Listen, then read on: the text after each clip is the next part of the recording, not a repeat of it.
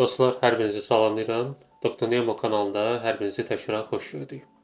Bugünkü videomuzun mövzusu qaraciyər xəstəliklərinin davamıdır və hepatit C virusu və onun törətdiyi xəstəlik haqqında olacaq. Burada bu videoda hepatit C virusu nədir, necə yayılır, hansı patogenez proseslərini törədir, onun klinikası nədir, onun profilaktik tədbirləri nədir, yayılması necədir? Dünyada bu haqda ətraflı məlumat verəcəyik.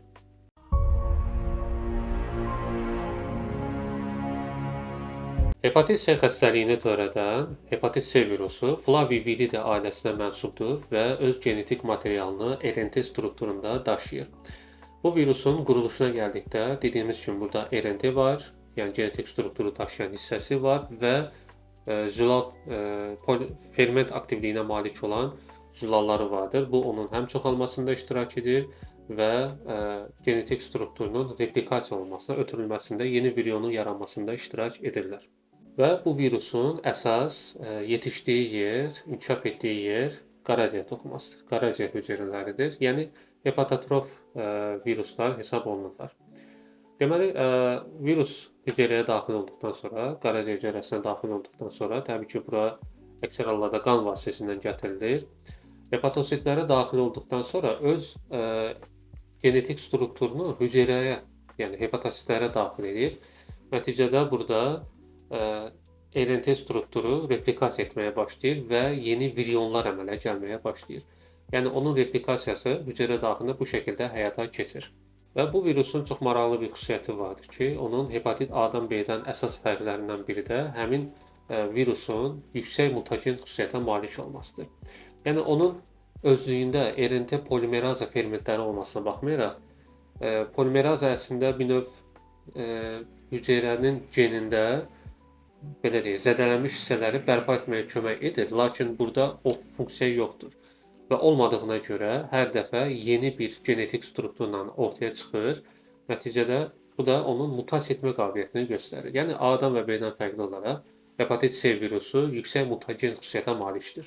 Və onun mutagen olması daima dəyişkən olmasına gətirib çıxarır və həmçinin insan immun sistemi onu daimi tanıya bilmir. Yəni bir dəfə tanıyır, növbəti səfər dəyişdiyinə görə həmin immun sistem hepatit C ilə qarşılaşmış olsa da bu dəfə onu tanıya bilmir. Çünki dəyişilib artıq struktur. Gördüyü həmin virus deyil. Hepatit C xəstəliyi yayılması haqqında danışsaq, dünyada son statistik məlumatlara görə bu xəstəliyin xroniki vəziyyətindən yaşayan və bundan əziyyət çəkən 50 milyona qədər insan vardır və hər il bu xəstəliyə 1 milyona qədər insan yoluxması mümkündür.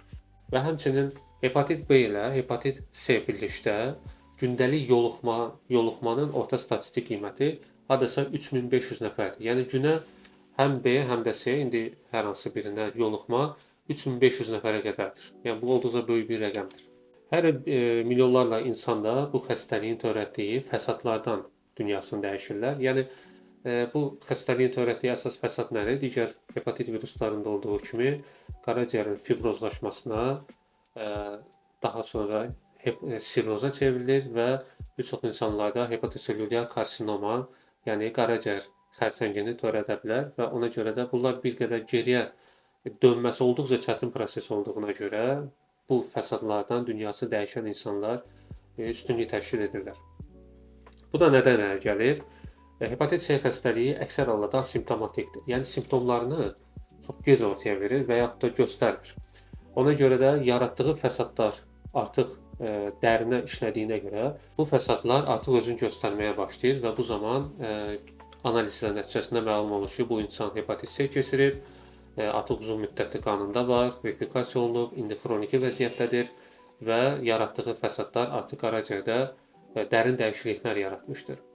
Bu zaman hepatit C-nin virusunun inkişafının qarşısını ala bilsələr də, sirrozun davam etməsi və yaxud da artıq xərçəngin qoşulması varsa, bu xəstələri geriyə döndərmək, sağaltmaq bir qədər çətinlik törədir və ona görə də bu xəstəliyin letallıq göstəricisi məhz onun simptomlarının gec üzə çıxması ilə ortaya çıxmış olur. Bəs niyə dünyada bu qədər çox insan hepatit C-dən əziyyət çəkir və yaxud da yoluxurlar deyək? Çünki nə qədər dünyada maariflənmə prosesi həyata keçirilsə də, nə qədər informasiya çoxluğu olsa da, ə, belə deyək, məqalələr yazılsa da, günlük xəbərlərdə də məlumat verilsə də, sosial mediada da yayılmasına baxmayaraq insanlar müəyyən gigiyenik qaydalara və antiseptika qaydalarına əməl etmirlər. Nəticədə bu virusa yoluxurlar. Bu virusun yoluxması da əsasən qan vasitəsilə baş verir. Xüsusən də narkomanlar arasında bunu müşahidə edirik. Hepatit B-də də elə idi, hepatit C-də də elədir. Çünki qan vasitəsinə keçdiyinə görə ortaq iynə istifadəsi olur. Yəni bir iynədən bir neçə insan istifadə edir. Əgər onların arasında bir nəfər hepatit B-dirsə və ya da hepatit C-dirsə, onun qanından çıxan çox cüzi bir miqdar iynə üzərində qalır və digər şəxs onu istifadə etdiyinə görə nəticədə həmin insanda yoluxur. Hepatit C-nin də yoluxuculuq xüsusiyyəti çox yüksəkdir. Çox az bir miqdarda qan buna kifayət edir. Ona görə də ortaq iynə istifadəsi bu xəstəliyin əsas yayılma göstəricilərindən hesab olunur və xüsusən də narkomanlar arasında çox geniş yayılmışdır. İndi ola bilər kimsə deyər bir dəfə, iki dəfə iynə istifadə etmişik, narkoman mı oluruq? Yox, yəni söhbət məhz bu vəziyyətə düşənlərdən gedir. Yəni ortaq istifadədən gedir. Ola bilər ki, bir insan narkoman olmasın və yaxud da ümumiyyətlə güclü təsir edici maddələrdən istifadə etməsin, lakin bilməməzlikdən və yaxud da bilsə də əməl etməməliyindən irəli gələrək, yəni laqeydlikdən irəli gələrək bir iynə bir insanda istifadə olunur. Əşi deyir, nə olacaq? Götürür həmin iynəni özündə də istifadə edir və nəticədə o an insan da xəbəri olmadan həmin virusa yoluxur. Və virusun inkubasiya dövrü bir qədər uzun çəkdiyinə görə, təqribən 160-180 gün ortaya çıxdığına görə ilk prodromal əlamətlər bu inkubasiya dövründə o rahatlıqla yetişir və həmin sağlam insanda hepatit C virusuna yoluxmuş olur. Bundan da əlavə tibbi manipulyasiyalar zamanı yenə də antiseptika qaydalarına, gigiyenik qaydalara əməl etməməklə həmin virusa yoluxma halları mümkündür tibbi manipulyasiyalar zamanı. Çünki tibbi cihazlar, tibbi alətlər əgər dəfələrlə istifadə olunursa, bu mütləq şəkildə sterilizasiya həyata keçirilməlidir və sterilləşdirilmiş həmin tibbi alətdən rahatlıqla istifadə etmək olar. Lakin sterilləşdirilməsə və yaxud da düzgün sterilizasiya həyata keçirilməsə, nəticədə həmin virus məhv olmur və yaxud da digər bakteriyalar da ola bilər, fərqi yoxdur. O digər sağlam insana xəstəliyi ötürmüş ola bilər. Yəni tibbi manipulyasiyalar zamanı bu hallar mümkündür. Xüsusən də bəzən bizim topluluda daha çox İslam adət-ənənələrinə görə sünnət prosesi həyata keçirdiyinə görə bu zamanda baş verə bilər. Yenə də antiseptika qaydalarına riayət etməməklə, həmçinin kosmetik prosedurlar zamanı burada da zədələnmə, qanaxma halları baş verə bilər və qan elementinə keçmiş həmin virus digər sağlam insana keçə bilər. Ona görə də kosmetik prosedurlar zamanı da bu xəstəliyin yoluxma halları ola bilər. Yəni buradan görünür ki, əsas ötürmə yolu xüsusən qan vasitəsilə olur. Yəni qana keçməklə bu virus orqanizmə keçir və qaraciyərə çatdırılır. Ondan da əlavə bu virusun aşağı bir ehtimalla da olsa, təqribən 6-7% səhv etməmsə ehtimalla ana bətnindən dölə keçmək ehtimalı var. Yəni vertikal yolla bu virus anadan dölə keçə bilər. Həmçinin də cinsi əlaqə vasitəsilə bu virusun keçməsi mümkündür. Məsələn, hepatit B virusu da cinsi yolla keçir və yüksək ötürücülük qabiliyyəti var. Yəni çox aktiv şəkildə keçir. Lakin hepatit C-də daha azdır hepatit B-yə nisbətən cinsi yolla ötürülmə. Lakin bu onun riskini sıfıra endirmir təbii ki. Yəni əgər hepatit C xəstəsi ilə yəni cinsi əlaqə aktı həyata keçirilibsə, bu demək deyil, o sağlam insan yoluxmayacaq. Yoluxma ehtimalı hepatit B-yə nəzərən aşağıdır, amma yenə də yüksəkdir. Yəni digər xəstəliklərə nəzərə alaraq keçirilmə xüsusiyyəti yüksəkdir. Risk vardır yəni. Yəni qorunmağın əsas yollarından biri, dediyim kimi, antiseptika qaydalarına və gigiyenik sanitarik qaydalara bilmək və onlara əməl etməkdir. İndi isə onu deyək ki, bir virus, hepatit C virusu sağlam insana keçdi. Yəni nə baş verir bu zaman? Deyək ki, bir iynə prosesi nəticəsində həmin virus sağlam insana keçdi. Qan vasitəsilə birisi də qan bütün bədənə sirkulyasiya etdiyinə görə, yəni bütün bədəndə daşındığına görə həmin qan mütləq qaraciyərdən keçir və bu virus hepatotrofdur. Yəni qaraciyər hüceyrəsində yetişməyə, belə deyək, təkamül nəticəsində uğrayıb, inkişaf edib burada. Və qan vasitəsilə gələn həmin virus hepatositlərə çökür. Orada müəyyən reseptorlarla birləşir. CD8 xüsusən bundan qovuşur və həmin virus öz genetik strukturu olan RNT-sini hüceyrə daxilinə keçirir. Və burada həmin bu virus replikasiya olunmağa başlayır. Replikasiya olduğuna görə yeni genetik strukturlar yaranır və genetik materiallar yarandığına görə onlardan yeni viruslar yaranır. Bu şəkildə onlar qaraciyər hüceyrəsində dəyişikliklər yaradılır. Deməli, bu dəyişikliklər nəticəsində təbii ki, insan orqanizminin immun sistemi vardır və bu immun sistem müdafiə reaksiyasını həyata keçirir. Orqanizmdə yad bir cisim, yad bir törədici, canlı, yəni bakteriya, virus və yaxud da parazit fərqi yoxdur. Bunlardan hər hansı biri varsa, immun sistem dərhal aktivləşməyə başlayır. Və aktivləşdiyinə görə burada hüceyrədə inkişaf edən həmin virus hüceyrəsini, həmin hüceyrəni tapır, daha doğrusu yeni genetik materiallar yaratdığına görə və həmin immun sistem başlayır ona qarşı mübarizə aparmağa. Və nəticə etibarilə qaraciyər hüceyrəsi zədələnməyə başlayır. Çünki virus onun içərisindədir və onu zədələməyə başlayır. Bu arada bayaq dediyim kimi hepatit C virusu yüksək mutagen xüsusiyyətə malik olduğuna görə və simptomlarını gec üzə çıxartdığına görə o həmçinin immun sisteminə yayına bilir. Yəni immun sistem xəbəri olmur ki, orqanizmdə yeni bir virus var, C virusu var. Gec xəbər tutur. Artıq dəyişikliklər başlayandan sonra, yeni zulallar, yeni viryonlar yarandıqdan sonra artıq immun sistem başlayır qaraciyər hüceyrələrinə zədələməyə. Nəticə etibarilə qaraciyərdə iltihabi proses başlayır və bu iltihabi proses latın dilindəki terminlə desək hepatit adlanır. Yəni nəticə etibarilə onu demək istəyirəm ki, qaraciyərin zədələnməsinin əsas səbəbi birbaşa olaraq virus deyil, törətdiyi dəyişikliklərdir və nəticədə immun sistemin həmin hüceyrələri məhv etməsidir.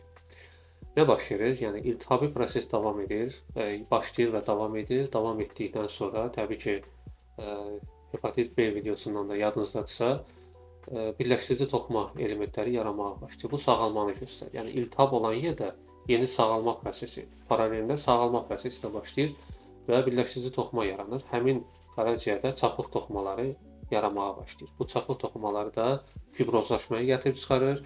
Əgər fibrozlaşma uzun müddət davam edərsə, nəticədə qaraciyərin çox hissəsini əhatə etdiyinə görə siroz yaranır və sirozla olan qaraciyərdə yeni genetik dəyişikliklər, həmçinin orqanizm özünü müdafiə xüsusiyyəti zəiflədiyinə görə nəticədə hepatoselülyar karsinom yaranır. Yəni atipik hüceyrələr yaranır.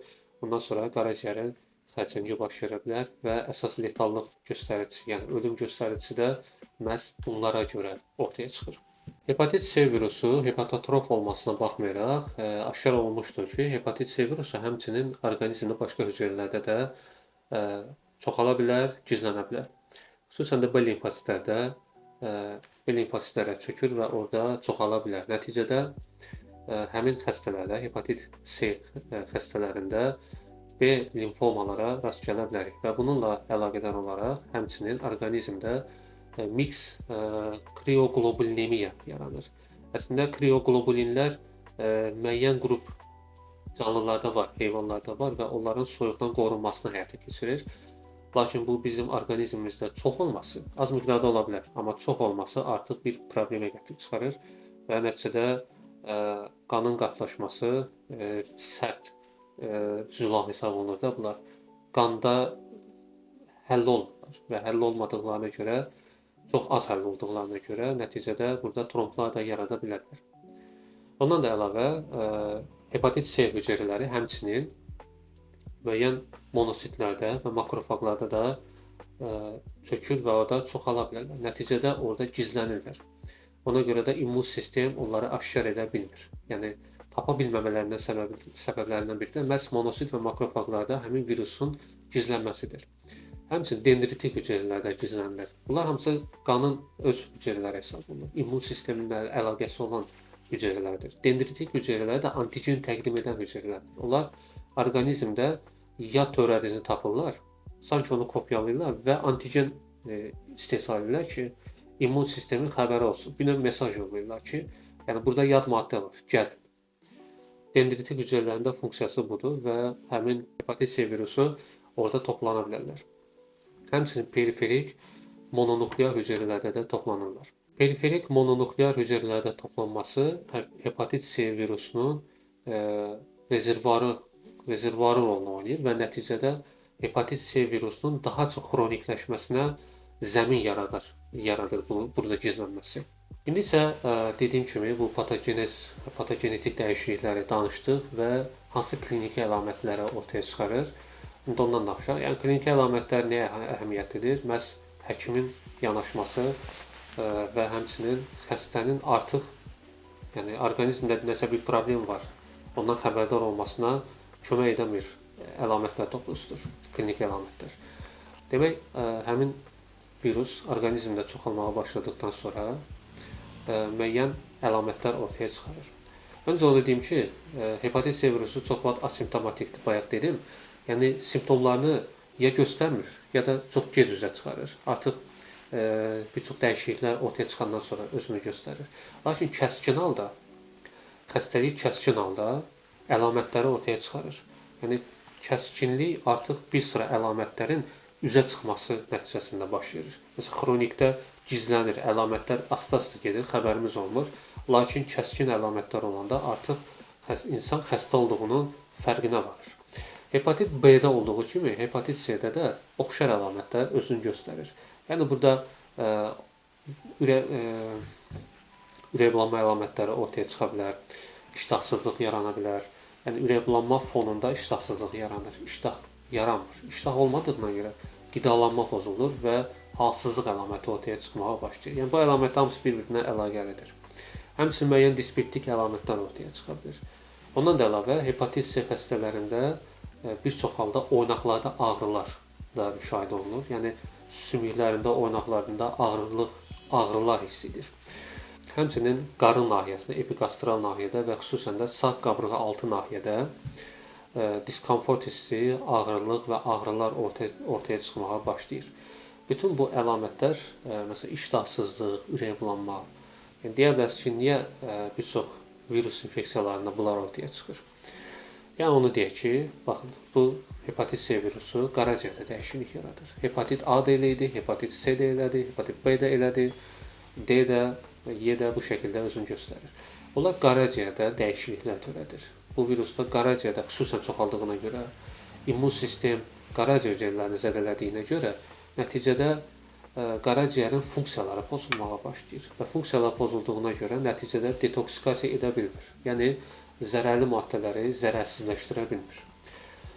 Bir sıra zülallar yaradır ki, yəni bilirsiniz, qaraciyər yüksək zülal yaradan bir toxumadır. Xüsusən də qan zülallarını yaradır.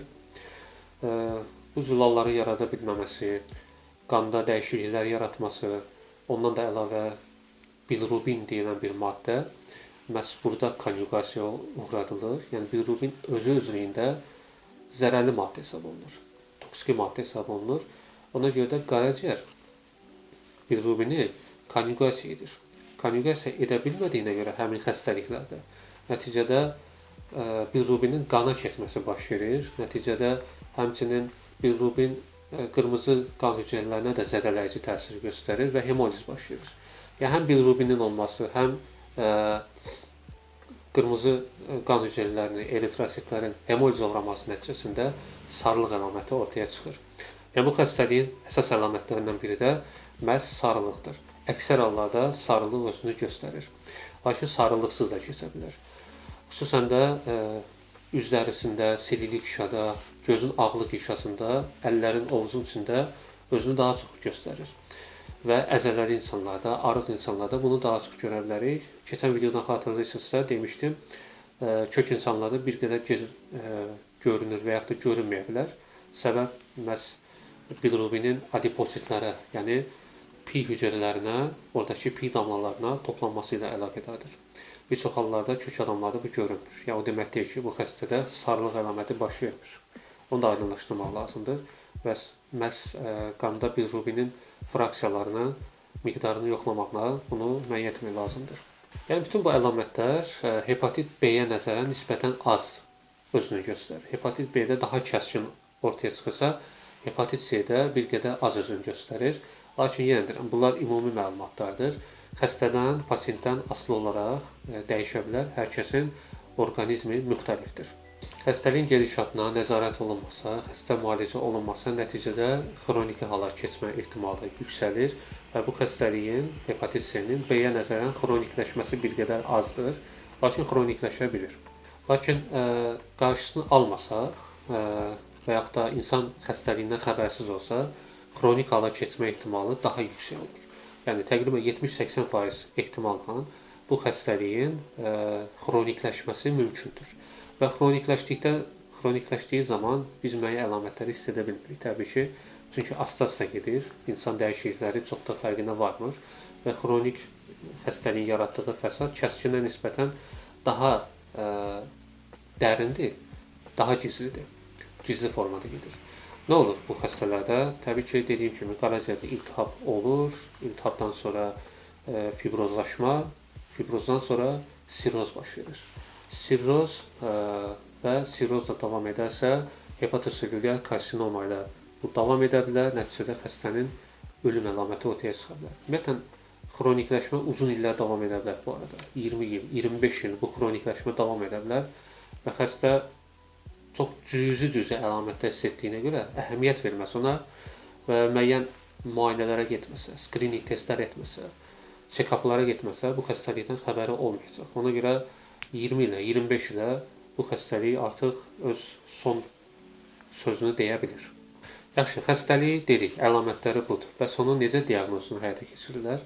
Təbii ki, müasir dövrdə yalnız fiziki müayinələr həyata keçirirlər. Yəni köhnələrdə palpasiya, perkusiya etməklə, xəstəni vizual müayinə etməklə bir çox şeylərdə kifayətlənə bilirdik. Lakin indi tibb inkişaf edib, elm inkişaf edib, biokimya inkişaf edib, epidemiologiya, infeksiyon mütəxəssislər olduqca inkişaf etdiyinə görə yanaşma dəyişib təbii ki. Hepatit B-də də adı izah etmişdik, müəyyən laborator analizlər həyata keçirilməlidir.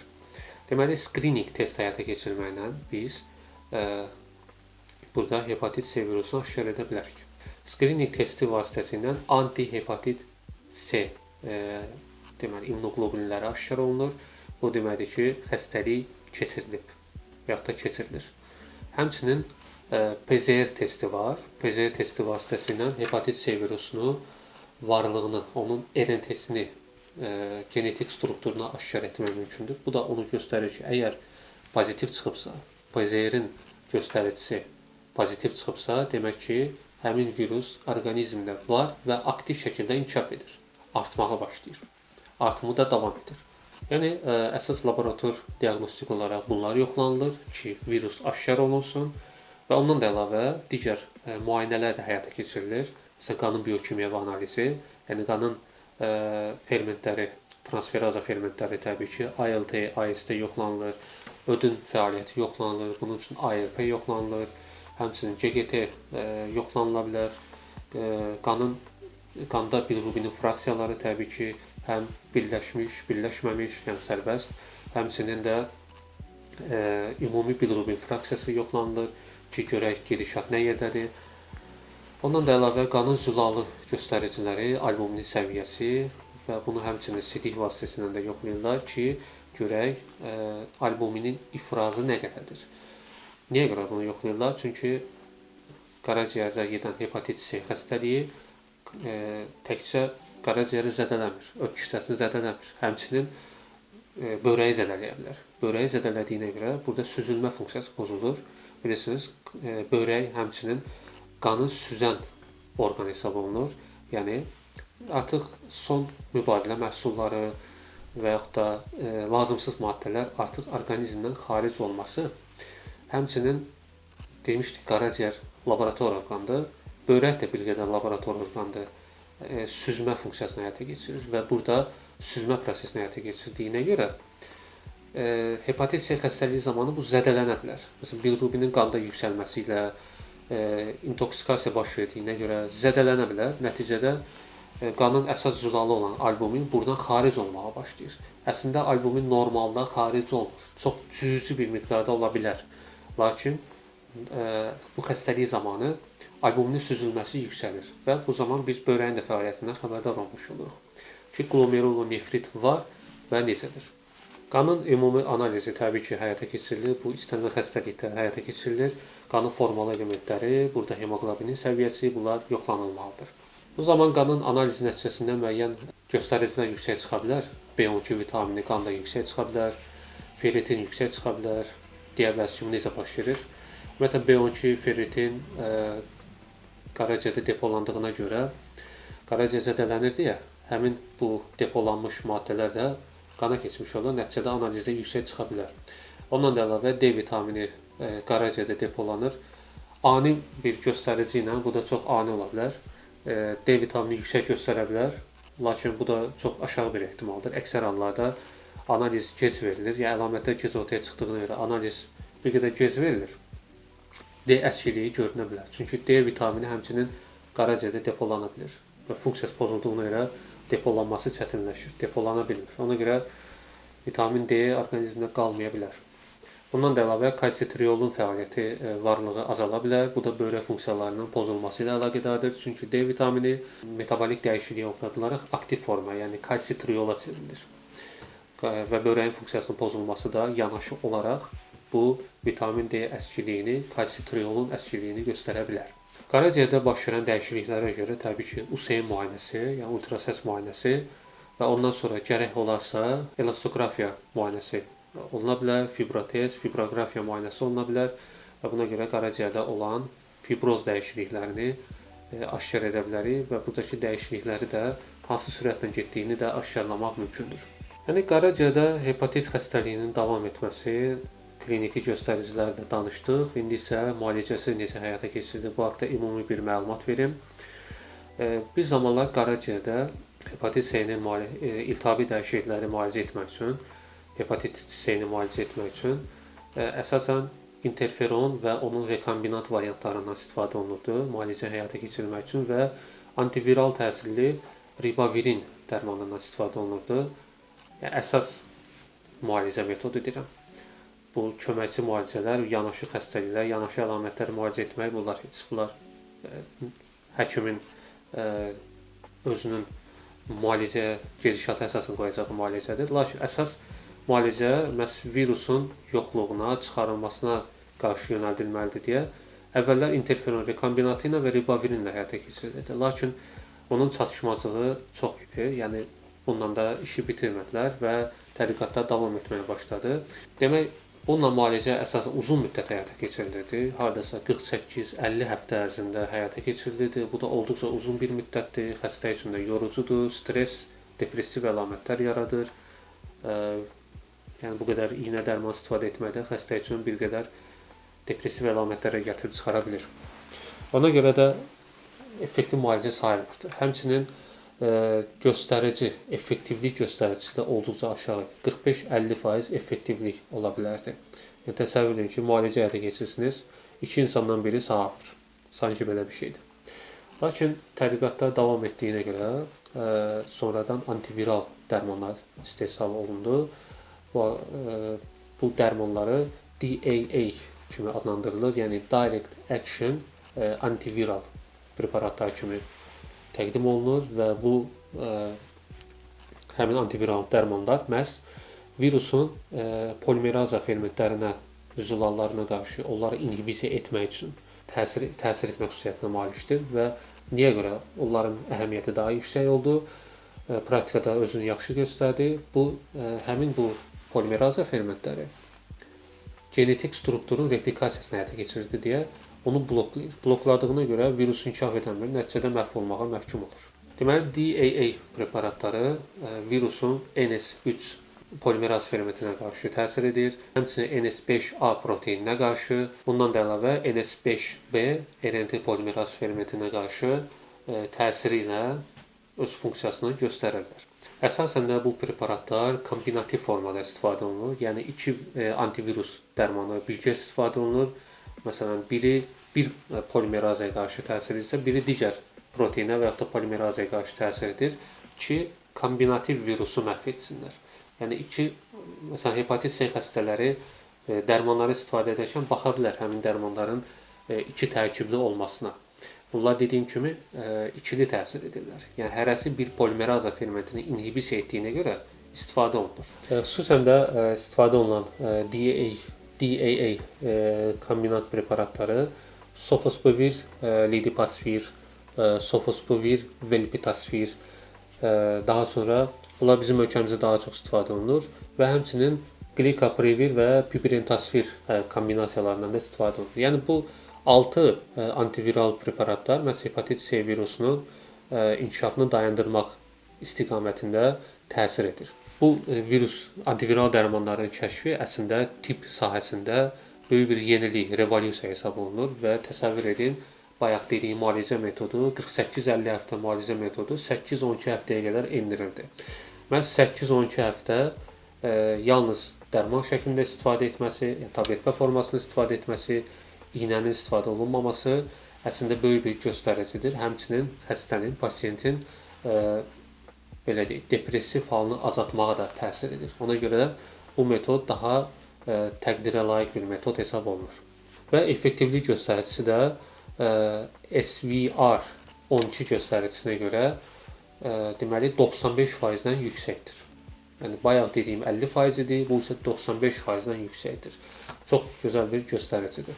Demək, müalicədə son nəticə olaraq SVR göstəricisini, yəni SVR12 daha doğrusu göstəricisini daha yüksək olması belə deyək lazımdır bizə. Bu da nədir? SVR, yəni Sustained Virologic Response deməkdir. 12 də burada 12 həftəni göstərir.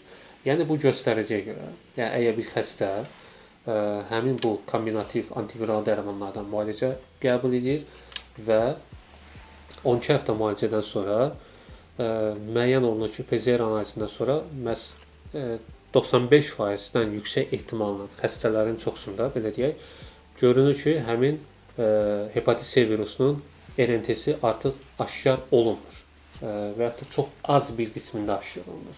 Və bu 95% göstəricinin 95% halda özünü daha pozitiv göstərir, müsbət nəticə ilə verir və ona görə də məlum bu göstəriciyə əsasən deyilir ki, xəstə praktik olaraq artıq sağalıb. Deyə bilərsiniz ki, bu qalan 5%, 95%-dən yüksək dedik. Əslində 1% halda müşahidə olunub ki, xəstə sağalsa belə 1% halda geriyə dönmə ola bilər. Yəni tam sağalmaya bilər. Həmin o 1% yəqin ki, bəxti gətirməmiş şəxslərdir, amma həyata heç bir şey 100% olmur. Hepatit C-dən qorunmağın yolları dediyim kimi, bayaq dedim, gigiyenik qaydalara əməl etmək, onları öyrənmək və əməl etmək, aseptika, antiseptika qaydalarına əməl etməkdirsə, yəni bunlara ciddi şəkildə riayət etməkdirsə, məsələn, hepatit B xəstəliyi haqqında danışdıqda orada vaksin haqqında danışmışdıq. Hepatit A-nın da vaksini var. Lakin hepatit C virusunun əleyhinə hələ ki vaksin yoxdur. Və praktik olaraq da olduqca çətin bir yoldur bu.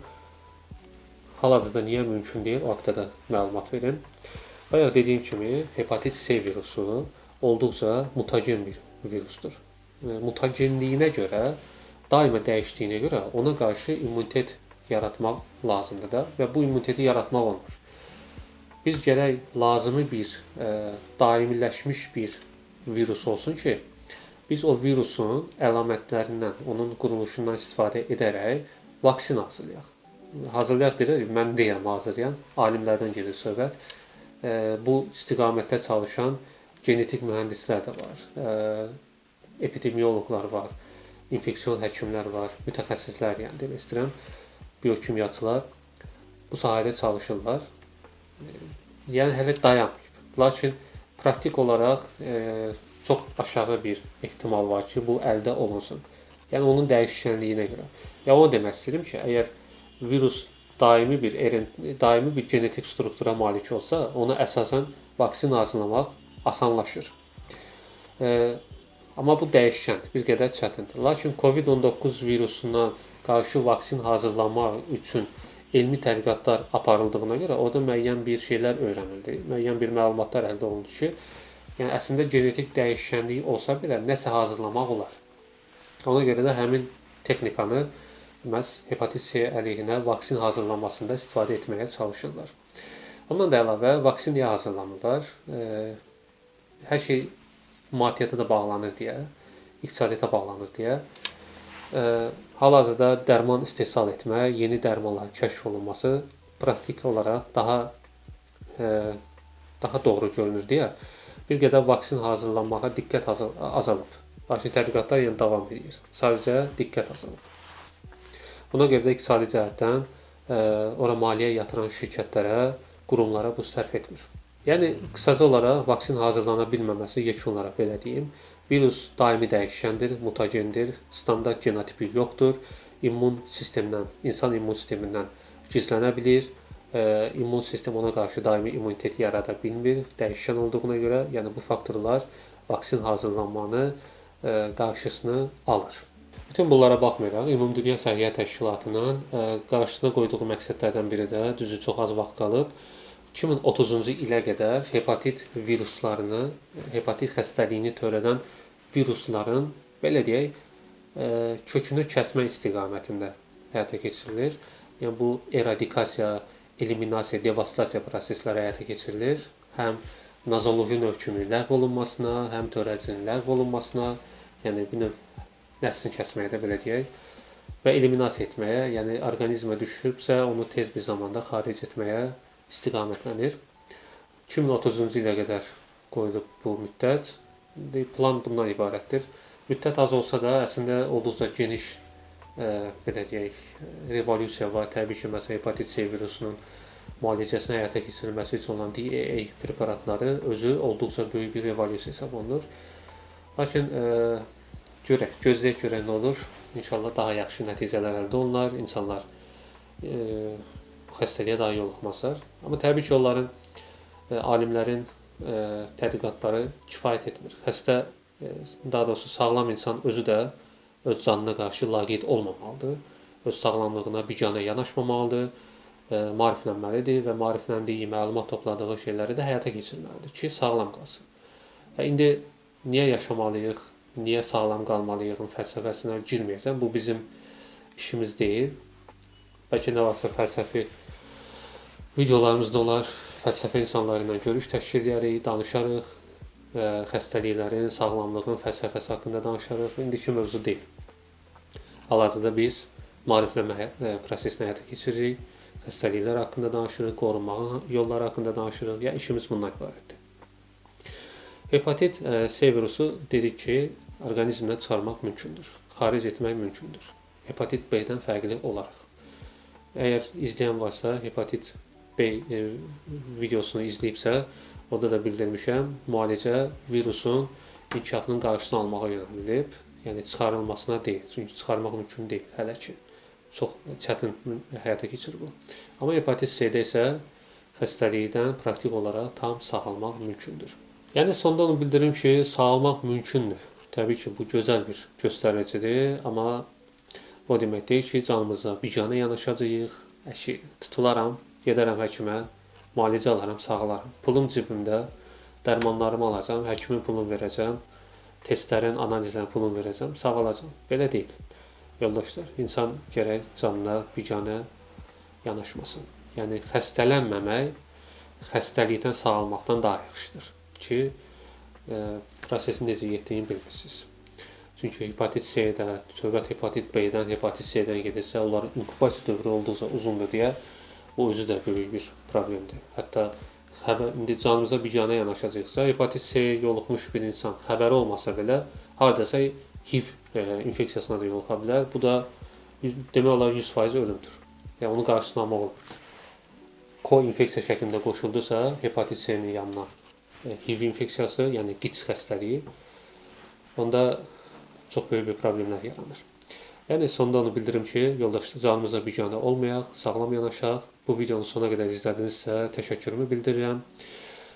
Canınızı qoruyun, çalışın videonu paylaşın. like qoyun, abunə deyilsinizsə abunə olmağa çalışın. Çünki abunə sayımızın artması işimizə daha çox motivasiya əldə etməyimizə kömək olur. Bu da o demək ki, insanlar maraqlıdır. Yəni biz o abunə sayını görəndə, baxış sayını görəndə, likeları görəndə, kommentləri, şərhləri görəndə daha da aktiv çalışmağa başlayırıq və insanlara daha çox məlumat verməyə çalışırıq. Görürük ki, maraq var. İnsanlar öyrənmək istəyir. Və sizə videonu çəkənə qədər bunları danışdıqca özümüz də araşdırma edirik, özümüz də öyrənirik və öyrənməyin ən yaxşı yollarından biri müəllimlik etməkdir. Mən burada müəllimlik etmirəm. Yəni bənzər bir prosesdə də məlumatlandırırıq. Yəni öyrənməyin ən yaxşı yolu məlumatlandırmaqdır. İnsan özü o şəkildə də öyrənir. Yəni mənim də öyrənməyimə zəmin yaratmış olursunuz. Belə dostlar, təşəkkür edirəm bir daha izlədiyinizə görə. Güman edirəm ki, sizə də bu video faydalı oldu. İndi isə bu qədər. Sağ olun, salamat qalın.